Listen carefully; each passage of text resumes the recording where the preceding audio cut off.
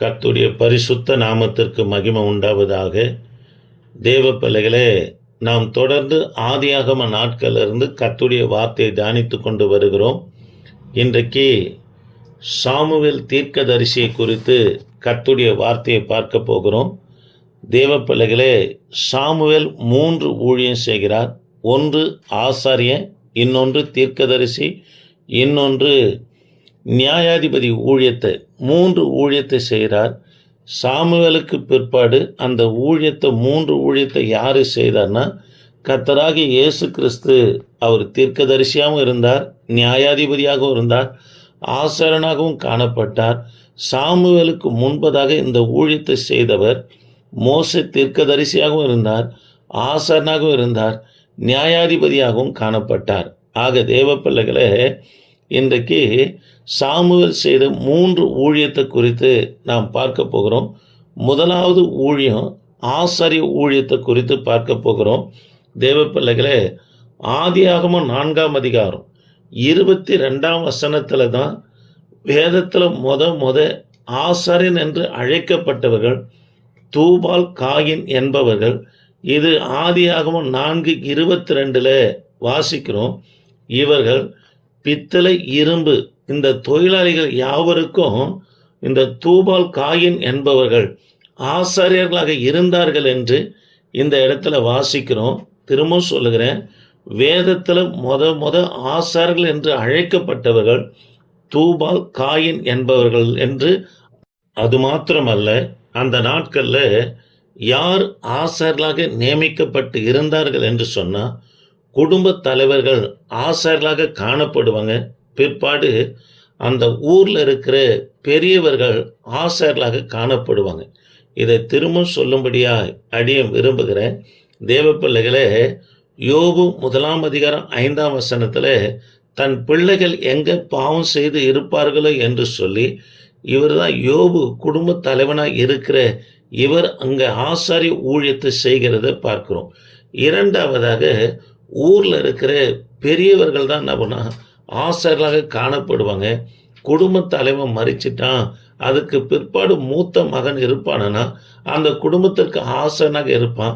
ஒருவேளை மூத்த பிள்ளை, அதாவது ஆண் பிள்ளை, ஆண் வாரிசு இல்லாதவர்களாக அந்த குடும்பம் இருக்குமானா, பெண்களாகவே எல்லாரும் இருப்பார்களானா, தேவ பிள்ளைகளே, அந்த ஊரில் இருக்கிற வயதானவரை தன் குடும்பத்திற்கு ஆசாரியர்களாக என்ன பண்ணா தெரிந்து கொள்வாங்க.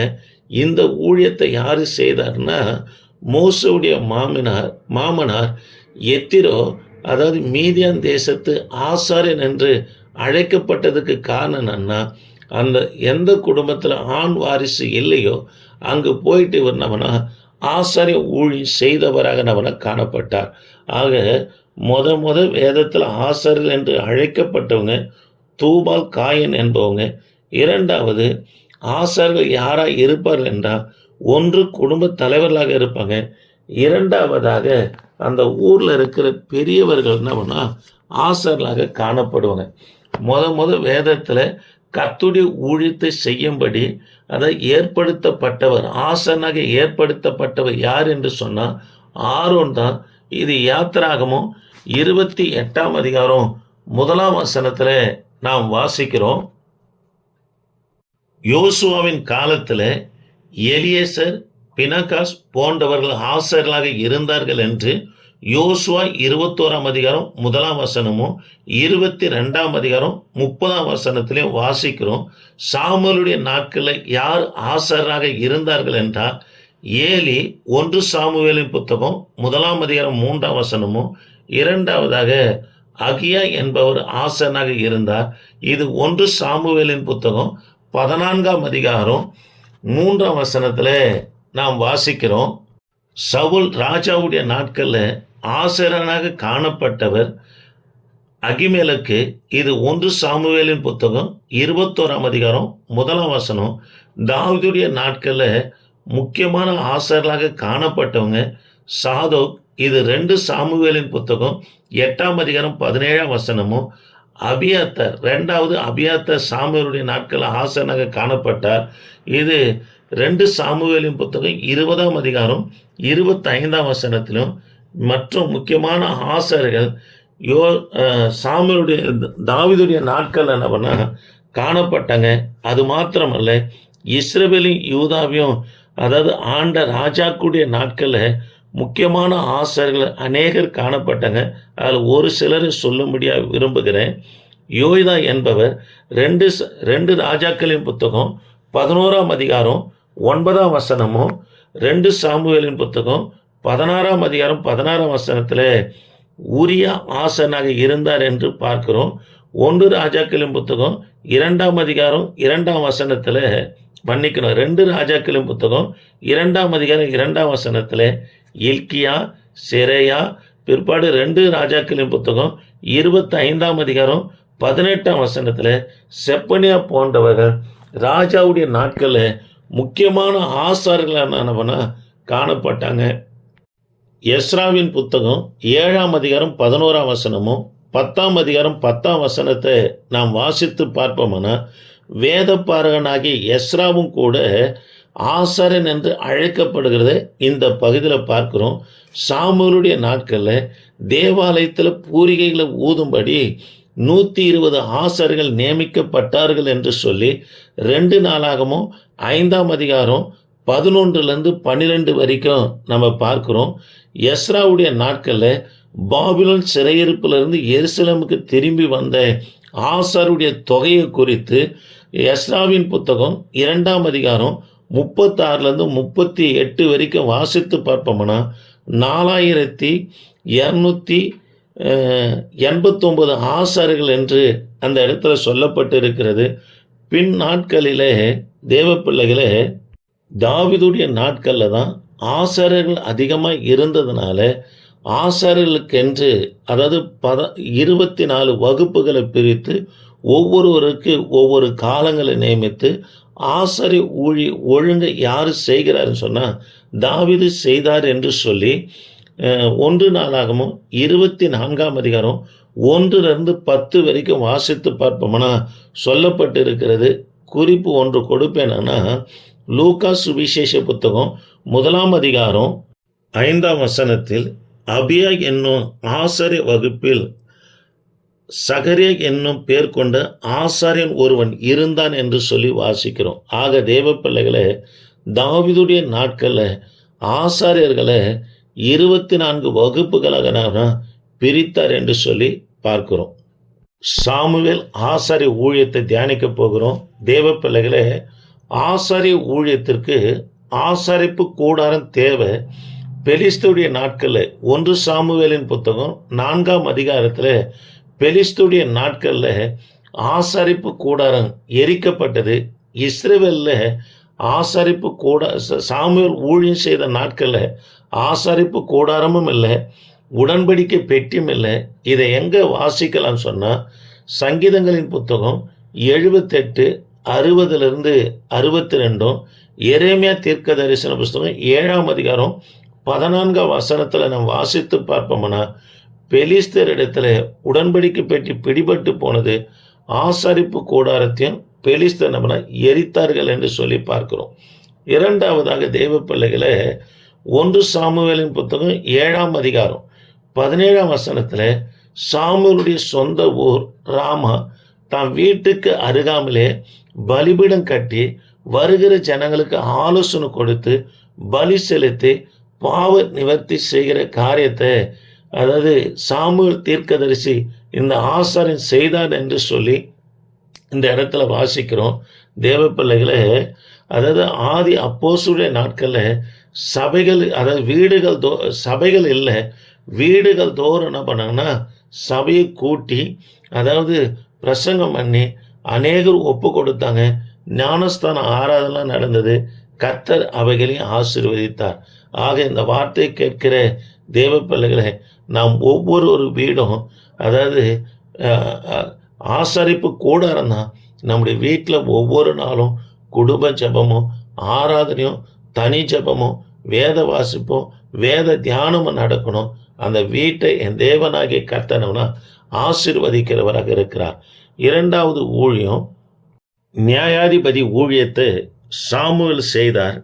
நியாயாதிபதியை தேவன் ஏற்படுத்தின நோக்கம் பின்வாங்கி போன இஸ்ரவேலரை கர்த்தரிடத்தில் நடத்தவும், பிற்பாடு இஸ்ரவேலை எதிரிகளிலிருந்து காக்கவும், அதாவது அடிமைப்பட்டு இருக்கிற இஸ்ரவேலரை அதாவது விடுதலை பெறுகிற ஊழியத்தை செய்வதற்காக தான் நியாயாதிபதிகளை கர்த்தர் அவனை ஏற்படுத்தினார். அது மாத்திரமல்ல, ஜனங்களுக்குள்ள இருக்கிற பிரச்சனைகள் வழக்குகளை தீர்க்கிறதுக்காக தான் கர்த்தர் நியாயாதிபதிகள் அவனை ஏற்படுத்தினார். தேவ பிள்ளைகளை, நியாயாதிபதிகளை ஏற்படுத்துவதற்கு கர்த்தர் 3 காரணம்.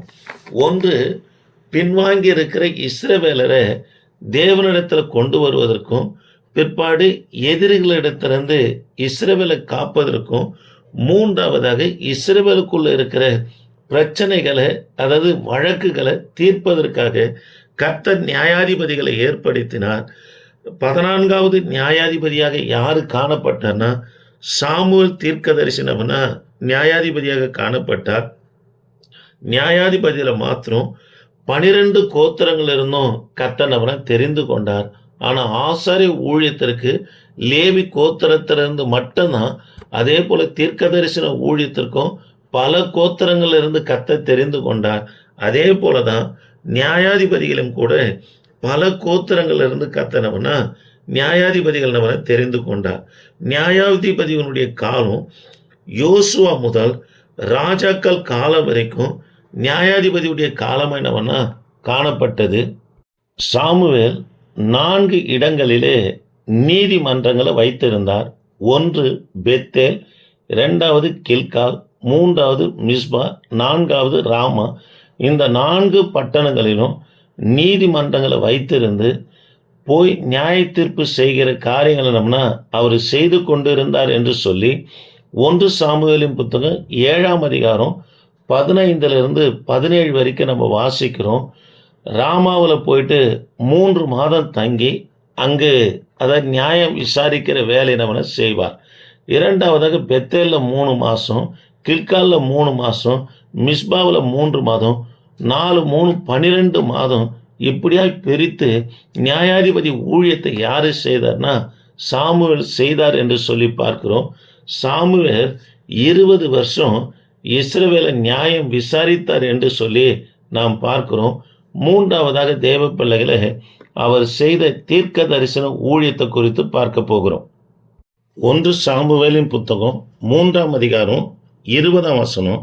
சாமுவேல் கர்த்தருடைய தீர்க்கதரிசிதான் என்று தான் முதல் பெயர்சபா மட்டுமுள்ள சகல இஸ்ரவேலுக்கும் விளங்கினது. தேவ பிள்ளைகளே, 3வது ஊழியம் அவர் தீர்க்க தரிசன ஊழியத்தை செய்தார். தான் முதல் பெயர்சபா வரைக்கும் கர்த்தருடைய தீர்க்கதரிசிதான் என்று விளம்பினது என்று சொல்லி பார்க்கிறோம். தேவ பிள்ளைகளே, கர்த்தருடைய நாமத்திற்காக பிரஸ்தாபம் இவர் தீர்க்க தரிசன ஊழியத்தின் மூலமாக காணப்பட்டது. இயேசு கிறிஸ்துடைய பெயர் எங்கும் பிரஸ்தாபமானது என்று சொல்லி பார்க்கிறோமே. அவர் தன் பெயரை பரப்பல, அவர் செய்த கிரிகள் நிமித்தமே இயேசு கிறிஸ்துடைய பெயர் பிரஸ்தாபம் ஆகிறத பார்க்கிறோம். அதே போலதான் சாமுவேல் தீர்க்கதரிசியும் கூட தான் ஒரு தீர்க்கதரிசின்னு சொல்லி பரப்பல, தான் முதல் பெயர் சபை வரைக்கும் கர்த்தருடைய நாமம் இவர் மூலமாய் பரப்பினது என்று சொல்லி இந்த இடத்துல வாசிக்கிறோம். தேவ பிள்ளைகளே, 2வதாக சாமுவேல் தீர்க்க தரிசனம் பள்ளி வைத்து நடத்தியிருந்தார் என்று சொல்லி 1 சாமுவேலின் புத்தகம் 19ஆம் அதிகாரம் 20ஆம் வசனத்தில் வாசிக்கிறோம். சாமுவேலுக்கு பிற்பாடு தன்னை போல தீர்க்க தரிசிகளை அவர் உருவாக்குற காரியத்தையும் சாமுவேல் தீர்க்க தரிசிகளை உருவாக்கினார். தீர்க்க தரிசியாகவோ அல்லது தீர்க்க தரிசி ஊழியத்துக்கு ஒப்பு கொடுக்கப்பட்டவர்களை அழைத்து கொண்டு வந்து ஜெபம் பண்ணி அவர்களை தெரிந்து ஒவ்வொரு மேட்டிலும் உட்கார வச்சு ஜெபம் பண்ணுவார். பரிசுத்த ஆவியானவர் யார் மேலே இறங்குறாரோ அவங்க தீர்க்க தரிசனம்னா சொல்லுகிற காரியத்தை நம்மள செய்தாங்க. இது போலதான் சாமுவேல் தீர்க்க தரிசன ஊழியத்தை நம்மனா செய்தார். தேவ பிள்ளைகளை, எத்தனையோ ஊழியங்கள் தனக்கு பிற்பாடு யாரையும் உருவாக்கலை.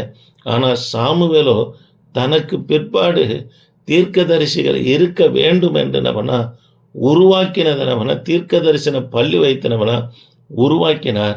தேவ பிள்ளைகளை, ராமாவுக்கு அடுத்து நீங்கள் வாசித்து பார்ப்போம்னா தீர்க்க தரிசன பள்ளி வைத்து நடத்தின இடம் தேவ பிள்ளைகளே 1 சாமுவேலின் புத்தகம் 19ஆம் அதிகாரம் 18 20 வரைக்கும் வாசித்து பார்ப்போம்னா ராமாவுக்கு அடுத்து இருக்கிற நாயுதல தான் அவர் தீர்க்க தரிசன பள்ளி வைத்து நடத்தி கொண்டிருந்தார் என்று சொல்லி வேதத்தில் வாசிக்கிறோம்.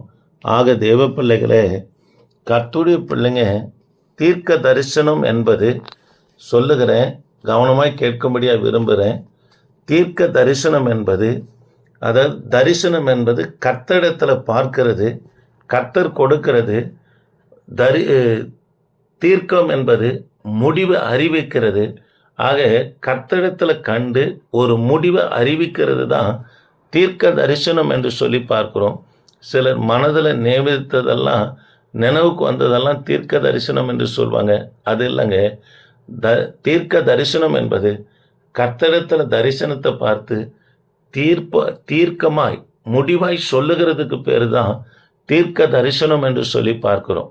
ஆக தேவ பிள்ளைகளே, தொடர்ந்து நம் கர்த்தருடைய வார்த்தை கேட்போம். ஆண்டவர் உங்களை ஆஸ்வதிப்பார். இந்நாளில் நம்ம சாமுவேல் செய்த 3 ஊழியத்தை குறித்து பார்த்தோம். 1 ஆசாரியன், இன்னொன்று நியாயாதிபதி, 3வது தீர்க்க தரிசன ஊழியத்தை நம்ம பார்த்தோம். தேவ பிள்ளைகளே, இந்த வார்த்தை கேட்கிற உங்கள் யாவரையும் என் தேவனாகி கர்த்தர் ஆஸ்வதிப்பாராக.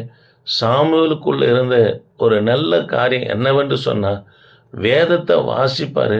கர்த்தர் தமது வார்த்தையினால் அவரோடு கூட நம்மனா இடப்பட்டார் என்று சொல்லப்பட்டிருக்குது. நாம் செய்கிற ஊழியம் வேதத்தில் ஒத்து இருக்கணுங்க. நாம் செய்கிற சொல்லுகிற தீர்க்க தரிசனமும் வேதத்தோடு ஒத்து காணப்பட வேண்டும். அப்படி இல்லைன்னா அது ஊழியமும் இல்லை, அது தீர்க்க தரிசனமும் இல்லை. ஆக தேவனுடைய வார்த்தை என்ன சொல்லுகிறதோ வார்த்தையை படிப்போம். கர்த்தர் வார்த்தையின் மூலமாக என் தேவனாகி கர்த்தர் வெளிப்படுகிறவராக இருக்கிறார். ஜெபிப்போம். கிருபையின் தேவனே, நாங்கள் உம்மை துதிக்கிறோம். இந்த வார்த்தை கேட்ட ஒவ்வொரு பிள்ளைகளும் என் தேவனாகி கர்த்தர் நீங்கள் ஆசீர்வதிங்கய்யா. தொடர்ந்து உமது பிரசன்னம் கூட இருக்க உதவி செய்யுங்க, ஆசீர்வதிங்க. இயேசு நாமத்தில் ஜெபிக்க நல்ல பிதாவே, ஆமேன். பிரைஸ் எல்லாம்.